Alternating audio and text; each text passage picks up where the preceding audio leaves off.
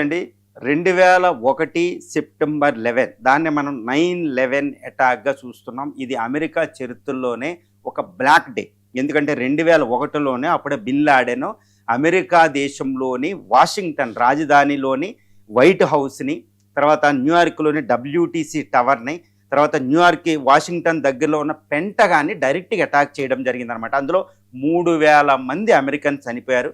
అతిపెద్ద black day. అంటే రెండో ప్రపంచ యుద్ధంలో పెరల్ హార్బర్ తర్వాత అతిపెద్ద అటాక్ అమెరికా మీద అది బిన్ లాడెన్ చేసింది. మళ్ళా అమెరికాకి ఎలాంటి పీడ మళ్ళీ భయం అయిందా? భయం అంటే ఇప్పుడు అమెరికా పరిస్థితి చూస్తే అమెరికాలో హై అలర్ట్ ప్రకటించడం జరిగింది. ఎందుకంటే ఇరాన్తో యుద్ధం చేస్తున్నారు. ఇరాన్ దగ్గర ఇప్పుడు ప్రస్తుతం మనకి చెప్తున్నది ఏంటంటే ఇరాన్ దగ్గర అమెరికా మెయిన్ ల్యాండ్ దాకా వెళ్ళి అటాక్ చేసే మిసైల్స్ ఇరాన్ దగ్గర లేవు అని చెప్తున్నారు. కానీ ఖుర్రం షాహర్ 4 తర్వాత సయ్యద్ 5 లాంటి మిసైల్స్ మాత్రం తయారు చేస్తే అమెరికా వెళ్తాయి అంటున్నారు.